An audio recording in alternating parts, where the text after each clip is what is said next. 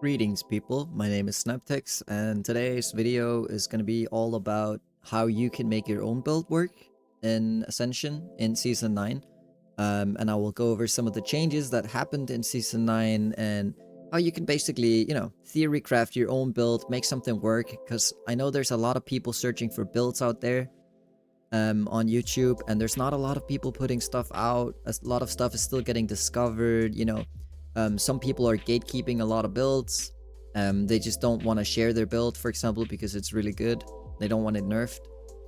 Stuff like this, right? So I'm giving you the tools to make your own build and to, make your own success here in Season 9. So some of the things that I will go over, and by the way, keep in mind, this might be quite a long video because there's a lot to talk about here. But yeah, some of the things that I will go over is choosing your main stat and choosing your weapon type, and then I will talk about some of the new systems, how they work, how you can combine different class fantasies into one. Then I'll be talking about modifiers and how things interact with each other, and then I will be talking about natures and schools of magic, which, believe it or not, is kind of important as well. And then lastly, I'll be talking about how you can most efficiently maximize your card gain, and how your build is going to be min-maxed, and how you can focus on making a build that fits whatever needs you have. Alright, so the first thing that I'm going to be talking about is choosing your main stat. And believe it or not, it's actually a bit more important than you might think. So you probably know if your build is strength, agility, or intellect, right? If you're a caster, you might want to go intellect. If you're a healer, you might want to go spirit. That's pretty self-explanatory. But did you know that depending on what weapon you have on or have equipped, your main stat actually changes how your build functions a little bit? So for strength, for example, right? Let's say you're wielding one-handed weapons. Your armor pen is then increased by 20%. And if you're using a two-hander, your melee and ranged abilities deal 10% more damage. But the thing here is, some builds, they work better with armor penetration than they do with raw damage. For example, some cat builds. I know some cat builds, they like to stack 50% crit, and then anything beyond 50% crit, then armor pen weighs heavier. So they start going for armor pen. So for a cat build, for example, it might actually matter whether you're going one-handed weapon or a two-handed weapon. And this can be carried out, for other main stats as well. So intellect, it does different things. Spell haste, if you're wielding a two-handed weapon, right? This might be really good for dot builds. If you have a dot build that scales with haste, aka your dots tick faster the more haste you have, using a two-handed weapon might actually be really beneficial for you. So that is one thing to take note of. That is quite important that not a lot of people are talking about here. Now that that's out of the way, we can start talking about some of the systems in Season 9 that, some of the changes that were made and how things work now, right? So one thing that used to be a thing in Season 8 is you would pick one legendary random enchant, and that would be the main source of your build's abilities and enhancements, right? So you could pick Solar Knight, or you could pick Crimson Crusader, and you would get a list of buffs and different abilities that would work with that build. But in Season 9, it's a bit different. Everything is split up now. So you can theoretically mix and match different builds that were once individual before, which is where the fun comes in, right? So how it works is, as you're leveling, as you're doing any type of content, you're getting marks of Ascension. These marks of Ascension can in turn be, redeemed at Silas Darkmoon right here. Can also be found in main cities. Then with this guy, what you do is you turn in your marks of Ascension, and then you get talent card packs and ability card packs, right? And then you get some scrolls of fortune, which can be used to reroll talents and abilities. I will get into that. So the name of the game is farm as many marks as you can, get a bunch of card packs, open those card packs so you can slot in your abilities for a build that is starting to come together. So let's say you want a build, you have a build in mind, it's an aimed explosive shot, right? I know these builds are really good right now. Explosive shot is kind of strong at the moment. So let's say I want to build with that. then I get to slot in explosive shot, which is really good. But it is random whatever you get. So this basically guarantees that you get 4 abilities of whatever it is you want that are core to your build. So you want to pick something that is really important for your build, like a main rotation ability or something that does a lot of damage or something that the whole build revolves around. And then for talents, you want to do the same. Don't pick anything that increases your damage or anything like that. Those things can always be rolled later. Pick something that is essential to your build. Something that makes it work or makes it not work. You know, stuff that makes or breaks the build, basically. Now that you've done that, we can start talking about the rerolls, right? So you farm Marks of Ascension, whatever, you get a lot of them, and then you buy out tons of card packs, right? You have a lot of the different abilities now. This is when you want to prestige again, one last time, to get all the talents and all the abilities while leveling that you need for your core build. And then once you get to 60, this is when you keep farming marks, but instead of using it on, or instead of doing it for the card packs, this is when you start doing it for the scrolls. The scrolls here allow you to modify your build beyond whatever cards you picked from the beginning, right here. Abilities and talents. It makes it so your build basically comes together and you can combine it with different other classes' abilities and other classes' modifiers. So that is basically how you farm the tools to get your build going. So now we're going to be talking about how to actually make your build. So let's say you want to make an int build. This is just an example, right? Let's take Lightning Bolt is a really good example. So let's search up Lightning Bolt, right? You have Lightning Bolt. This is a different thing. It's not new, but it is very important to understand. You have Lightning Bolt, and then you have Energy Bolt. And they are essentially the same thing, except Energy Bolt awards you a combo point. And that can be really useful, right? This is when your creativity comes into play. So they basically do the same thing, except Energy Bolt, as I said, gives you a combo point. But if you hold shift, it says this uses Lightning Bolt modifiers, which means anything that would increase Lightning Bolt damage also increases Energy Bolt damage. Now this is important because why would you use Lightning Bolt when this does more damage and awards you a combo point, right? Now with this one combo point, you can do a ton of different things. You can branch out however you want. Let's say you want some extra damage. You can go Elemental Immolate. It uses your combo points to put a very strong dot on the target, right? And this uses Immolate modifiers. Again, this is basically Immolate. You need to think of this as Immolate. This scales with Immolate modifiers, which means anything that increases Immolate damage increases this as well. And yes, you can pick both. You can take this Immolate and this Immolate and have 2 Immolates on the target that are separate damage sources, right? I wouldn't always recommend it for whatever you build you're going, but it might be beneficial for you. Let's say you have mana issues. You can use your combo points to, gain mana with Meditate, for example.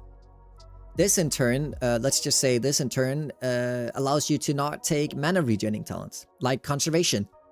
I mean, that's a healer talent, but you get the idea. Anything that increases your mana regen, right? I think Mind Mastery does that, or whatever. Talents that increase your mana regen, right? Or let's say, for example, you take Meditate, and now you don't need to take Mage Armor. Because Mage Armor, it increases your mana regen while casting. But instead, you can just spend some combo points and casually regain mana during the boss fight. Which might be even better, because, might save up multiple ability slots or talent points. Besides that, for example, let's say you want it for PvP. It's going to be a PvP build. You can take Kidney Shot, right? Also combo point. Synergizes really well with your main skill. It's a branch out, so it basically gives you a stun. Stuns are really good for PvP. So you can take Kidney Shot there. This is basically just what tools do I need for my build, right? And you can do the same thing for, let's just say, AoE. Let's say there's an AoE combo point thing, and you pick that because you want to do Mythic Plus, right? This is where your creativity comes in. And this leads me into the next section, right? Which is natures and damage natures. So let's go back to Immolate here. let's see, elemental immolate, right? The damage school, right? This gets really important now. Deals elemental damage. Now, what is elemental damage? A lot of abilities in Ascension use a school that a lot of people aren't familiar with from retail. Things like volcanic damage, shadow flame, frost fire, things like this. What does that mean, and how does that actually come into practice in the game, right? So elemental damage is fire, frost, and nature damage combined. That is elemental damage. So anything that would increase nature, fire, or frost damage would also increase elemental immolate damage, right? Now, you might be saying, okay, so let's say I have 10% increase to nature damage, and I have 10% to frost, right? Is it going to be a 20% damage increase to immolate? And the answer is no, it is not. What it does is it takes your highest modifier or your highest alteration of whatever nature it is. So let's say you have 15% frost increased damage, and you have 5% increased fire damage. It's gonna fire 3 hypothetical bolts at the target, and whatever comes out as dealing more damage with all the different modifiers you have from your talents, that's the one it's gonna pick. And then this leads me to the next part of the equation, right? Which is, what about resistances? So let's say it, you know, again, elemental damage. What type of resistance what type of damage does it do compared to what types of resistances my target has? So let's say you're firing this at a player, and the player has a nature resistance aura on, right? Because he's a PvP master, and he doesn't like getting hit with lightning bolt. So he has lightning damage or nature damage aura, right?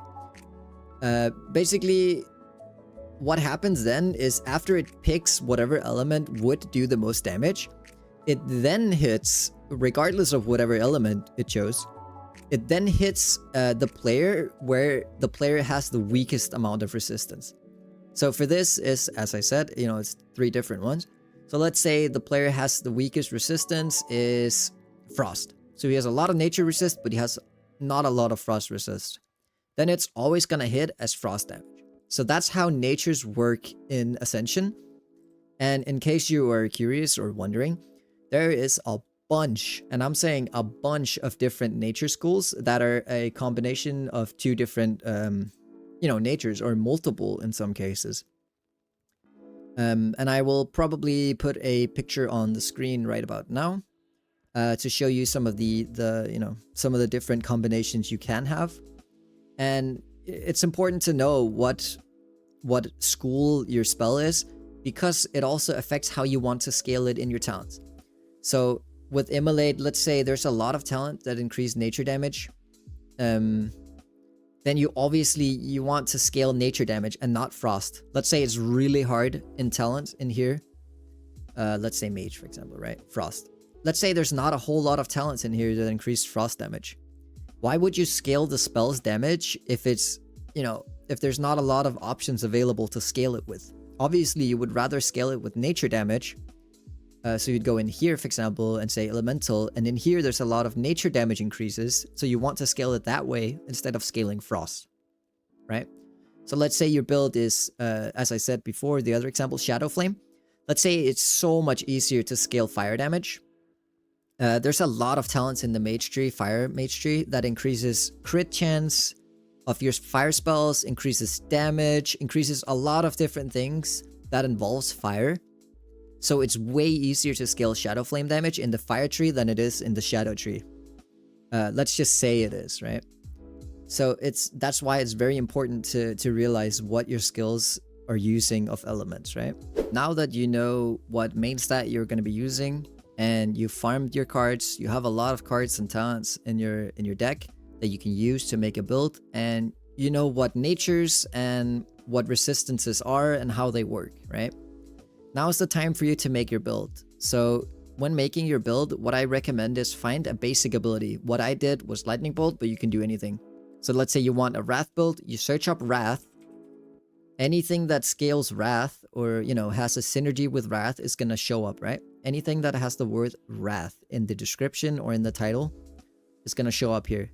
And then you can mix match whatever you want. And at this stage, it's important to keep in mind what your build is for. As I said, I briefly talked about this earlier. So if you want to do PvP, maybe having a lot of CC is pretty good. Maybe having some slows on Wrath, if that's possible, is pretty good. You know, but you still want damage, so you don't compromise. But you know, it's important to realize, what do you want to do this build for. It's one build is not necessarily going to be really good in all types of content. So let's say it's not PvP. Let's say it's Mythic Plus. Then you might want to find something that works with Wrath, maybe some other nature damaging spells that have a lot of AoE, because you would need a lot of AoE in Mythic Plus, right? Maybe even some off heals or something like that. If you're going to be raiding, maybe you want a lot of single target damage, a lot of dots, a lot of things that are going to increase your damage on the boss. As I said earlier as well, maybe some armor pen, maybe a lot of different things. This is when you want to mix and match and experiment. And you will need a lot of these Scrolls of Fortune to re-roll and re-roll and re-roll, and hopefully get some lucky things, end up getting some powers that synergize really well together, right? Another thing as well that also kind of leans into the natures a bit, if you want to do PvP and you get kicked, let's say you get kicked on Holy, you want to have a lesser healing wave, for example, spell. Something, a different spell in a different school that makes it so you can still cast a heal. Let's say my teammate's dying, I want to pump a Holy heal, I'm a Holy build, you know, I get kicked on the Holy heal, he's slowly dying, shit, I'm panicking. That's when you have your nature spell, your backup, right? So you don't get locked out of your main element. Maybe use multiple elements. And you know, this is all up to you. It's in your hands, however you want to make the build. The very last thing I want to talk about is how different spells scale differently, right? So if you're really into PvP or into different kinds of things, it might be worth looking up spell coefficients. You can do that on Ascension's, I believe you can do that on Ascension's own database site. But basically what it is different spells have different spell coefficients. So like let's say Holy Light scales differently with spell power than Flash Heal does. And the same can be said in PvP, right? Things do scale different for PvP. Smite might not do as much damage in PvP as what it does in open world, or reversed. Some things are really strong low level, some things are really strong high level, some things are, you know, it's all different.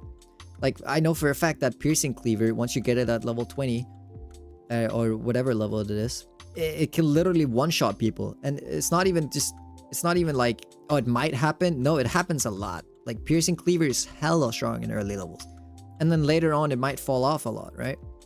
So it's all about experimentation. I cannot stress this enough. Experiment, experiment, experiment. Find out what works for you. And most importantly, have fun. When you're building your build, it also needs to be fun to play. And, you know, don't make it too cluttery. Make sure you don't have 10 different builds in one, and then it's going to be super hard to keep track of, because you're going to have like 5 different buffs, and you're gonna keep up like 2 different dots at the same time while trying to do your main rotation of like 10 different abilities, and you know, it's all gonna like go tits up, right? So keep it simple to begin with. Find synergies, things that work for you, and go make your dream build, I believe. Anyways, that's it for this video. If you did enjoy it, I would love some feedback as well. And yeah, I'll see you in the next one.